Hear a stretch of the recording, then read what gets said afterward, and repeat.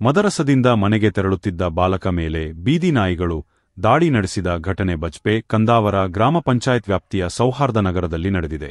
ಸೌಹಾರ್ದ ನಗರದ ನಿವಾಸಿ ಮುಹಮ್ಮದ್ ಅಣ್ಣರವರ ಪುತ್ರ ಅಹಿಲ್ ಗಾಯಗೊಂಡ ಬಾಲಕ. ಇಂದು ಬೆಳಗ್ಗೆ ಸುಮಾರು 7:30ಕ್ಕೆ ಬಜಪೆ ಸೌಹಾರ್ದ ನಗರ ಎಂಬಲ್ಲಿ ಅಹಿಲ್ ಮದರಸದಿಂದ ಮನೆಗೆ ಹಿಂತಿರುಗುವಾಗ ಬೀದಿ ನಾಯಿ ಬಂದು ಆತನ ಮೇಲೆ ತೀವ್ರವಾಗಿ ದಾಳಿ ಮಾಡಿದೆ. ಬೀದಿ ನಾಯಿಗಳ ದಾಳಿಗೆ ಮಗುವಿನ ಕೆನ್ನೆ, ಕೈಗೆ ಕಚ್ಚಿ ಗಂಭೀರ ಗಾಯಗಳಾಗಿದೆ.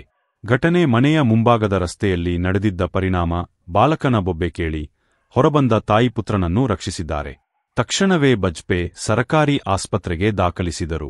ಹೆಚ್ಚಿನ ಚಿಕಿತ್ಸೆಗಾಗಿ ಕಟೀಲಿನ ದುರ್ಗ ಸಂಜೀವಿನಿ ಮಣಿಪಾಲ್ ಆಸ್ಪತ್ರೆಗೆ ದಾಖಲಿಸಲಾಗಿದೆ ಎಂದು ತಿಳಿದು ಬಂದಿದೆ. ಈ ಸಂಬಂಧ ಮಾತನಾಡಿದ ಬಾಲಕನ ಮಾವ ಮೊಹಮ್ಮದ್ ಮುನಮ್ಮಿಲ್, ಬೀದಿನಾಯಿಗಳ ಕಾಟ ಮತ್ತು ದಾಳಿಯಿಂದ ರಕ್ಷಣೆ ನೀಡುವಂತೆ ಕಳೆದ 3 ವರ್ಷಗಳಿಂದ ಕಂದಾವರ ಗ್ರಾಮ ಪಂಚಾಯತ್ಗೆ ಮನವಿ ಸಲ್ಲಿಸುತ್ತಾ ಬಂದಿದ್ದೇವೆ.